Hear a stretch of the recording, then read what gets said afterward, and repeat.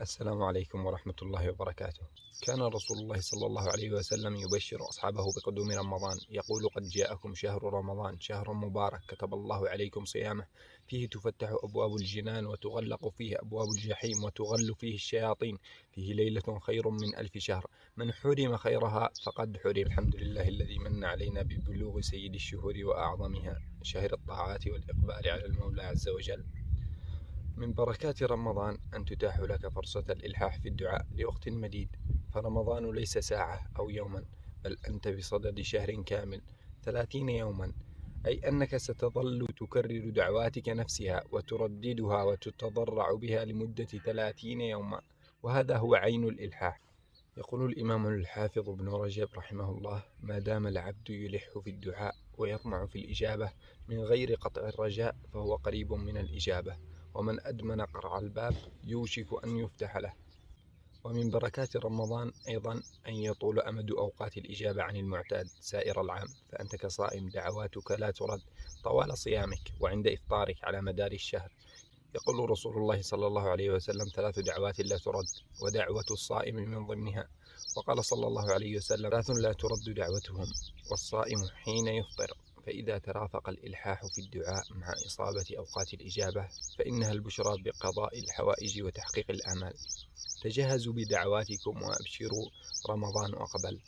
يدخل رمضان بنفسية وعقلية المتسابق في المضمار. عادة توجه نصائح عدة للمتسابق في سباقات الجري والعدو المختلفة، من أهمها: عليك الوصول مبكرا، وتخيل سباقك قبل أن يحدث، والالتزام بما هو مألوف بحيث يمكنك التحكم به، فالسباق المهم ليس محل تجريب الأمور الجديدة، وعليك أن تركز عقلك فتمسح منه قبل السباق كل ما ليس له علاقة بالسباق من مشكلات شخصية أو مالية أو مسائل تتعلق بالعمل، وكل ما يمكنه التشويش عليك وأنت في المضمار، كما أنه يجب عليك أن تستمر في تغيير سرعتك فتزيدها كلما اقتربت من نهاية المضمار.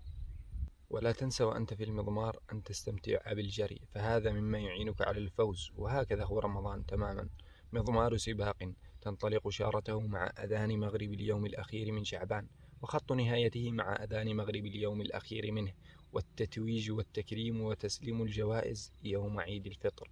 فإذا أردت الفوز فعليك أن تكون في حالة التحفز والتأهب للانطلاق في المضمار، وقد تشربت نفسك بكل الصفات السابقة التي ينبغي على المتسابق في المضمار أن يتشرب بها ليفوز في السباق. وهذا المعنى هو ما عاشه السلف الصالح حين قال الحسن البصري رحمه الله تعالى: إن الله جعل شهر رمضان مضمارا لخلقه يستبقون فيه بطاعته إلى مرضاته، فسبق قوم ففازوا وتخلف آخرون فخابوا، فالعجب من اللاعب الضاحك في اليوم الذي يفوز فيه المحسنون ويخسر فيه المبطلون. اللهم بلغنا رمضان بلوغا يغير حالنا إلى أحسنه، ويهذب نفوسنا ويطهر دواخلنا، بلوغ رحمة ومغفرة وعتق من النار. والبس اللهم العافية جميع مرضى المسلمين، وارحم أحبة كانوا يتشوقون لرمضان معنا، وجازهم عفوا وغفرانا. مبارك عليكم الشهر، وكل عام وأنتم بخير، والسلام عليكم ورحمة الله وبركاته.